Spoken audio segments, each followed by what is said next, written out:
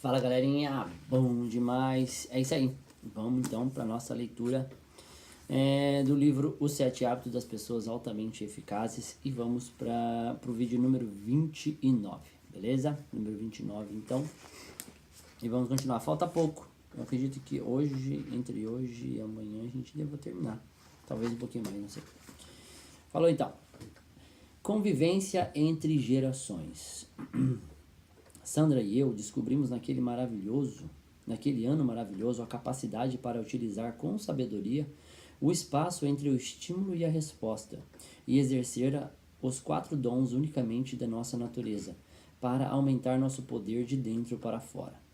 Havíamos tentado a abordagem de fora para dentro, amávamos um ao outro, mas tínhamos tentado lidar com nossas diferenças, controlando atitudes e comportamentos, praticando técnicas úteis para a interação humana. Mas estes band-aids e aspirinas não duravam para sempre. Até a hora em que atingimos e operamos no nível de nossos paradigmas essenciais. Os problemas crônicos ocultos continuaram lá. Quando começamos a trabalhar de dentro para fora, fomos capazes de construir um relacionamento baseado na confiança e na sinceridade, resolvendo as diferenças funcionais de modo profundo e duradouro, o que nunca teria sido conseguido de fora para dentro. Os frutos mais saborosos, um relacionamento rico, ganha e ganha, uma compreensão profunda do outro e uma sinergia maravilhosa, cresceram a partir das raízes que plantamos no momento em que revimos nosso programa. Reescrevemos nossos papéis e administramos nossas vidas de forma a ter tempo para a importante atividade quadrante 2 da comunicação profunda. Houve outros frutos também. Fomos capazes de ver, em um nível muito mais profundo, como nossas vidas haviam sido afetadas por nossos pais e como a vida de nossos filhos eram influenciadas e moldadas por nós, por vezes de maneira que nem conseguimos perceber. Compreendendo o poder dos roteiros traçados para nossas vidas, sentimos um desejo renovado de fazer tudo o que fosse possível para que as coisas transmitidas para as gerações seguintes, por meio do exemplo e do ensinamento, se baseassem em princípios corretos. Dei atenção especial neste livro aos roteiros que nos foram fornecidos e que desejávamos alterar proativamente, mas ao examinarmos nossos roteiros cuidadosamente, também encontraremos coisas maravilhosas, positivas, que foram passadas para nós e aceitas sem discussão. A autoconsciência real nos ajuda a entender essas prescrições, a dar valor aos que vieram antes de nós e nos criaram em um modo de vida baseado nos princípios, mostrando a nós não apenas o que somos, mas também o que podemos vir a ser. Existe um exemplo transcendente em uma família com laços fortes entre as gerações. Uma família verdadeiramente eficaz de filhos, pais, avós, tios, tias e primos pode ser uma força poderosa, capaz de ajudar as pessoas a ter uma noção de quem são, de onde vêm e o que defendem. Para as crianças, é importante ter a possibilidade de identificar com a tribo, no caso seria a família, né? sentir que muita gente as conhece e se preocupa com elas, mesmo que esteja espalhada por todo o país. Isso pode ser um tremendo benefício quando você cuida da sua família. Se um de seus filhos está enfrentando dificuldades e não consegue se relacionar bem com você em um determinado momento, talvez ele possa se relacionar com o irmão ou a irmã, que substituem o pai ou a mãe como mentores ou heróis, por um certo tempo. Avós que demonstrem grande interesse pelos netos estão entre as pessoas mais preciosas da face da terra. Que espelho social maravilhoso e positivo eles podem ser? Minha mãe é assim.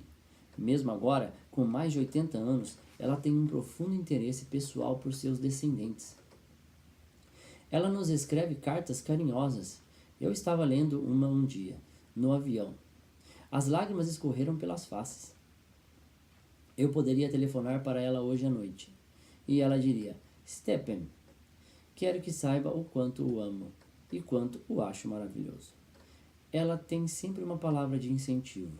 Uma família com vínculos fortes entre as gerações é potencialmente um dos relacionamentos interdependentes mais proveitosos, valiosos e satisfatórios. E muita gente sente a importância desse relacionamento. Lembre-se, lembrem-se do fascínio que todos nós sentimos com raízes há algum tempo. Cada um de nós tem suas raízes e a capacidade para pesquisar essas raízes para identificar os ancestrais. A motivação mais poderosa e nobre para tanto não se encontra em nós, mas na posteridade de toda a humanidade. Como já foi dito, existem só duas heranças duradouras que podemos deixar para os filhos: raízes e asas. Tornando-se uma pessoa de transição. Entre outras coisas, acredito que dar asas a nossos filhos e aos outros significa ensinar a eles a liberdade para superar as prescrições negativas passadas a nós. Acredito que signifique tornar-se o que meu amigo e sócio Dr. Terry Warner chama de uma pessoa de transição.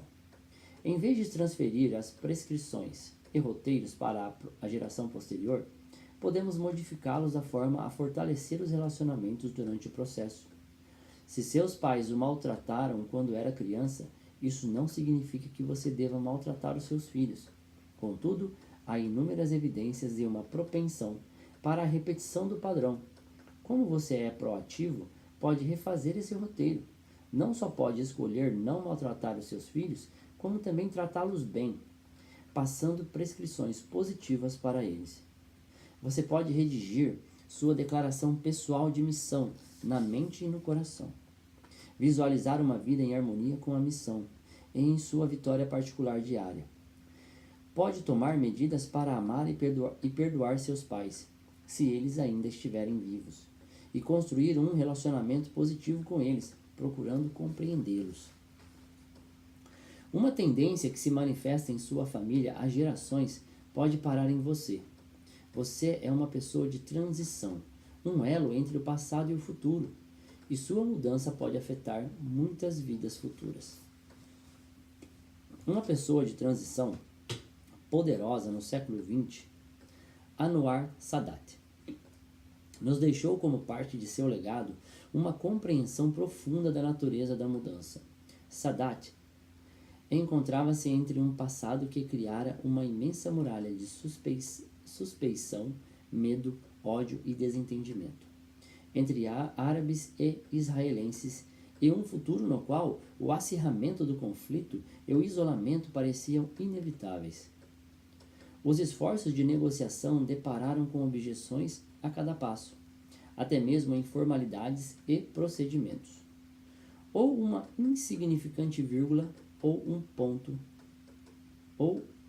em um texto proposto para um acordo. Enquanto os outros procuravam resolver essa situação tensa trabalhando nas folhas, Sadat utilizou sua experiência anterior em uma cela solitária na prisão e passou a trabalhar nas raízes. Ao fazê-lo, ele mudou o curso da história para milhões de pessoas. Ele anotou em sua autobiografia: "Foi então que pensei, quase que inconsciente, na força interior que havia desenvolvido na cela 54 da prisão central do Cairo. Uma força, um talento ou uma capacidade para a mudança. Descobri que estava enfrentando uma situação complexa e que não poderia esperar modificá-la até me armar com a capacidade psicológica e intelectual necessária. Minha contemplação da vida, da natureza humana naquele local isolado me ensinou que a pessoa incapaz de modificar a própria trama de seu pensamento jamais será capaz de transformar a realidade e, portanto, nunca progredirá. A mudança real vem de dentro para fora. Ela não vem dos cuidados com as folhas da atitude ou comportamento, por meio de técnicas milagrosas e rápidas da ética da personalidade. Ela vem do trabalho com as raízes, a trama de nosso pensamento, os paradigmas fundamentais e essenciais que definem o caráter e criam as lentes pelas quais vemos o mundo. Nas palavras de Aminiel, a verdade moral pode ser concebida pelo pensamento.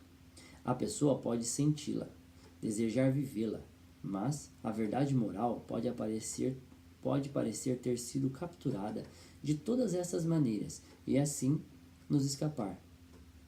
Mais fundo do que a consciência está nosso próprio ser, nossa substância, nossa natureza.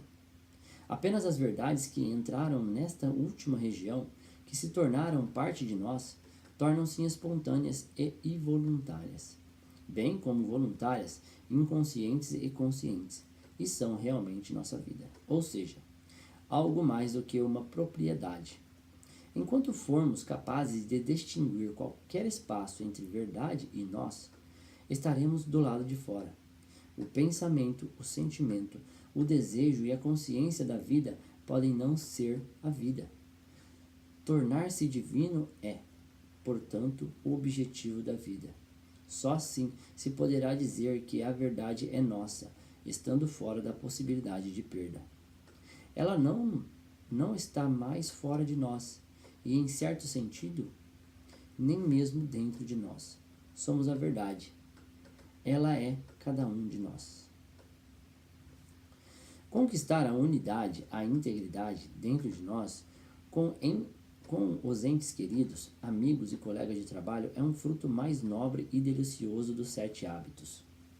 Muitos experimentaram o fruto da verdadeira unidade em determinados momentos do passado, assim como também experimentamos os frutos amargos e solitários da desunião. Portanto, sabemos o quanto a unidade é frágil e preciosa. Obviamente, construir um caráter totalmente íntegro e viver uma vida de amor e caridade que cria esta unidade não é fácil. Não se consegue de repente, mas isso é possível. Começa com o desejo de centrar nossas vidas em princípios corretos, de romper com os paradigmas criados por outros centros e facilidades dos hábitos inadequados. De vez em quando, cometemos erros, sentimos constrangimento, mas se começarmos com a vitória particular diária e trabalharmos de dentro para fora, os resultados seguramente aparecerão. Ao plantarmos a semente e regarmos a terra, começamos a sentir a excitação do crescimento real, e um dia sentiremos o sabor dos frutos incomparavelmente deliciosos de uma vida coerente e eficaz. Cito novamente Emerson. Aquilo que insistimos em fazer torna-se fácil, não que a natureza da tarefa tenha se modificado, mas nossa habilidade para realizá-la aumentou. Ao centrarmos nossas vidas em princípios corretos e criar um novo equilíbrio entre fazer e aumentar nossa capacidade para fazer, ganhamos força para a tarefa de levar uma vida eficaz, útil e pacífica para nós mesmos e para a posterioridade. Uma nota pessoal. Ao concluir este livro, gostaria de revelar minha convicção pessoal referente ao que acredito ser a fonte dos princípios corretos. Creio que os princípios são leis naturais e que Deus, o Criador, o Pai de todos nós, é a fonte de todos eles, bem como a fonte de nossa consciência. Acredito que, à medida que as pessoas sejam capazes de viver a partir dessa consciência inspiradora, elas amadurecem e realizam sua natureza. Quando não conseguem, permanecem no plano dos animais. Acredito que existam partes da natureza humana que não possam ser atingidas nem pela legislação, nem pela educação, e que exigem o poder de Deus para serem tratadas. Acredito que, como seres humanos, não podemos nos aperfeiçoar. À medida que nos harmonizamos com os princípios corretos, os dons divinos serão libertados em nossa natureza, permitindo o cumprimento dos desígnios da criação. Nas palavras de Teilhard de Chardin, somos seres humanos passando por uma experiência espiritual. Somos seres espirituais. Não somos seres humanos passando por uma experiência espiritual. Somos seres espirituais passando por uma experiência humana. Pessoalmente, Eu luto por muitas coisas que mencionei neste livro, mas a luta vale a pena e produz frutos. Ela dá sentido à vida e me permite amar, servir e tentar novamente. T.S. Eliot, mais uma vez, expressa maravilhosamente minhas descobertas e convicções pessoais. Não devemos parar de explorar, e o fim de toda a nossa exploração será chegar ao ponto de partida e ver o lugar pela primeira vez.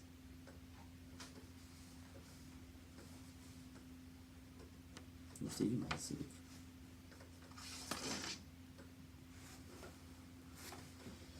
Pós-fácil. Perguntas que me fazem com frequência. Sinceramente, sempre fiquei constrangido com perguntas pessoais, como algumas que incluí neste pós-fácil. No entanto, eu as ouço com tanta frequência e com um interesse tão grande que decidi incluí-las aqui. Muitas dessas perguntas e respostas também foram incluídas em meu livro, Vivendo os 7 Hábitos. Os 7 Hábitos foram publicados em 1989. Considerando as suas experiências em todos esses anos que se seguiram, o que você mudaria, acrescentaria ou eliminaria? Essa é a pergunta. Não estou respondendo levianamente, mas, francamente, eu não mudaria nada. Talvez me aprofundasse mais e fizesse aplicações mais amplas, mas tive a oportunidade de fazer isso em alguns livros publicados posteriormente.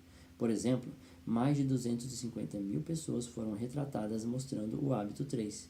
Primeiro, o mais importante. Como o hábito mais negligenciado. Assim sendo, o livro Primeiro, o mais importante, publicado em 1996, examinou mais profundamente os hábitos 2 e 3, mas também acrescentou mais substância e esclarecimento a todos os outros hábitos.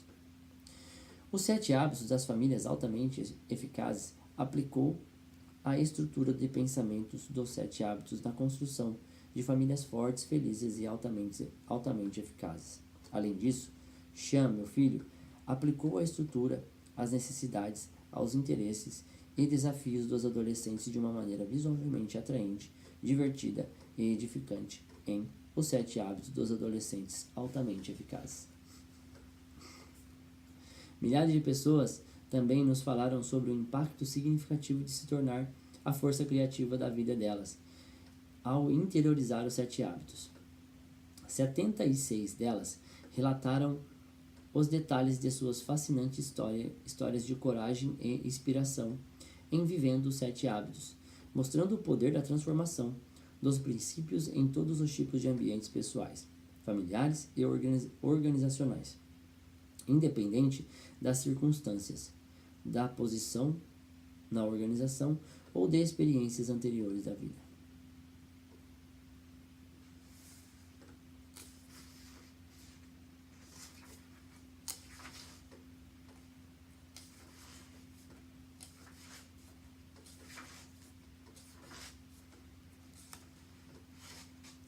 Bom, minha gente, na verdade o livro terminou. E aqui tem algumas perguntas e respostas que ele coloca, algumas coisas tipo no pós-fácil dele, algumas frases, algumas coisas assim. Bom, eu acho que essa parte do livro aqui é muito interessante para quem entendeu todo o livro, né? E eu acho legal. Bom, eu gosto de ler 2 ou 3 vezes o mesmo livro, justamente não só para entender, mas para compreender de vez o livro, para entender o pensamento daquele cara. Como ele explica num dos hábitos aqui, eu não lembro se era o número 6, que você tem que entender o que a outra pessoa está falando, o que a outra pessoa quer dizer. E sempre que alguém te contar alguma coisa, que alguém estiver falando com você, que alguém estiver contando uma história, sei lá, alguma coisa assim, tentar ouvir sem os filtros do seu próprio paradigma, sem a sua autobiografia antes da história que a pessoa está contando. O que acontece muitas vezes com a maioria de nós é que quando a gente está escutando a história de outra pessoa, está escutando o que a outra pessoa está falando, a gente está sempre colocando nossa autobiografia dentro da história da outra pessoa. Mas isso não é o certo. O certo de se fazer é escutar sem preconceito, sem julgamento, simplesmente escutar e entender a outra pessoa. E eu gosto de ler livros assim, sabe?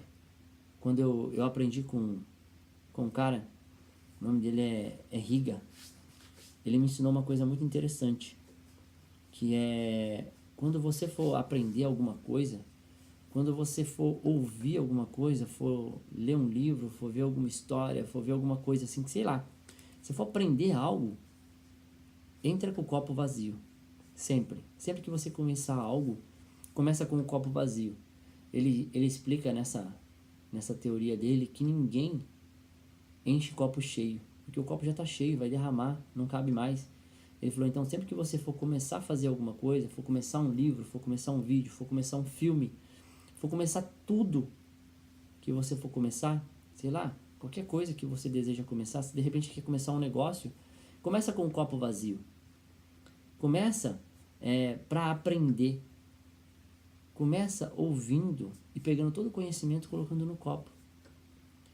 E quando você tiver com o copo cheio, você toma aquilo, você absorve aquilo. E você vai aprender muito mais. Você vai ter muito mais proveito da vida. Depois que você pegar todo o conhecimento que a outra pessoa está te passando, aí sim você coloca os seus paradigmas nele. Você coloca a sua autobiografia em cima daquilo. E aí você mastiga aquilo de uma maneira, você digere aquilo de uma maneira como só você pode fazer. E aí, entendendo tudo aquilo, você consegue passar para outras pessoas de uma forma melhor, de uma forma única e talvez de uma forma ainda melhor do que aquela pessoa que te ensinou. Isso aqui é evolução. O conhecimento ele também evolui. Muitas vezes ele chegou chegou até nós de uma maneira, mas ele pode ser passado para frente de outra maneira ainda melhor. Tá? Então cabe a nós passar o conhecimento. Então uma coisa que eu aprendi com outro cara chamado Jim Brown é que ele sempre falava que estude, pratique e ensine. Se você fizer essas 3 coisas, sua vida pode mudar. Então estudar, praticar e ensinar. Então tudo aquilo que você acha que tem valor para você, que você acha que tem valor para sua família, que você acha que tem valor para os seus filhos, para todas as pessoas à sua volta, estuda, pratica e ensina. E você pode mudar as pessoas em volta. Você pode ajudar na mudança delas. As pessoas elas se transformam sozinhas, mas você pode levar o conhecimento até elas e elas decidem se usam ou não. Então o que eu estou fazendo aqui hoje é isso. Nessa série de vídeos que eu gravei, lendo esse livro maravilhoso, é justamente para isso. Para passar o conhecimento do Stephen, que é um cara fantástico, através do nosso vídeo aqui. Então se você gostou, curte e compartilha. Eu comecei a fazer esses livros aqui, se você viu o primeiro vídeo você entendeu, que era para ler para pessoas que não conseguem ler. Se você gosta de ler, vai lá, compra um livro, lê, eu aconselho você a comprar e ler o livro. Eu adoro ter o livro de papel na minha mão, poder anotar as coisas nele, poder grifar as páginas que são mais importantes para mim, que tem algumas frases que tem que ser gravadas na nossa mente, para que a gente possa fazer as mudanças acontecerem na nossa vida. Mas se você é uma daquelas pessoas que não consegue ler, que não pode ler, de repente você é cego, de repente você tem algum cego na sua família, de repente, sei lá, não tem dinheiro para comprar livros em braille, por esse motivo, então tá aí, uma boa oportunidade de você escutar um bom audiolivro, na verdade é um videolivro, né? E aproveitar todo o conhecimento de alguém que deixou gravado num livro aí, todo o conhecimento dele, toda a experiência dele. E eu tenho certeza que são coisas muito boas, né? Ler é alimentar a mente. Então, eu não lembro onde eu escutei isso, mas eu peguei para mim essa frase, que ler é alimentar a mente. Então, eu alimento a minha mente todos os dias. Do mesmo jeito que eu alimento meu corpo, eu alimento a minha mente e minha alma. Então, eu faço isso todos os dias e aconselho você também a fazer. Alimentar a sua mente, alimentar a sua alma de coisas boas, coisas que vão ser boas não só para você, mas para a sua família, para os seus amigos, para os seus clientes, para todo mundo que você trabalha. Tá bom? Bom, então eu encerro hoje aqui o livro Os 7 Hábitos das Pessoas Altamente Eficazes. E se você tiver alguma sugestão de livro, se você tiver alguma, leia esse, leia aquele outro, manda pra mim, manda uma mensagem, pode mandar inbox, pode mandar aqui nos comentários. Se gostou do vídeo, novamente, curte, compartilha, manda pra alguém, marca o nome da pessoa, né? Vamos compartilhar coisa boa. Eu aprendi que Se os seres humanos bons compartilharem coisas como os seres humanos ruins fazem, nós mudaríamos o mundo, porque a gente pode fazer isso. Falou, galera? Então, muito obrigado por quem acompanha até o último vídeo e em breve tem mais. Vamos ver se eu faço alguma coisa diferente. Eu não sei se foi legal ler página por página, se foi legal isso. Tem muita gente que fala pra mim que prefere um resumão. Eu acho que um livro dessa grossura, um livro com tanto hábito, não daria para fazer um resumão, a não ser que fazer um resumo de 3 horas. Então, é muito vídeo para fazer. Então, de 3 horas e ficaria muito longo. Não sei quem conseguiria assistir um vídeo de 2 ou 3 horas para poder pegar tanto conhecimento. Tá bom, galera? Então, vamos ver o que é melhor. Se vocês tiverem alguma sugestão, também comenta aí, manda uma mensagem inbox se não quiser comentar. E vamos bater um papo. Quem gosta de bater papo, estiver perto de mim, se quiser tomar um café algum dia, eu adoro tomar café, bater papo com as pessoas. Então, eu estou aberto aí a sempre estar perto das pessoas e aproveitando o máximo, aprendendo o máximo dessa vida aqui que a gente está na Terra. Falou, galera? Então, desejo que você tenha uma vida abundante, uma vida de impacto e você consiga impactar a vida das outras pessoas positivamente, como eu estou tentando fazer. Falou, galera? Aloha e até mais.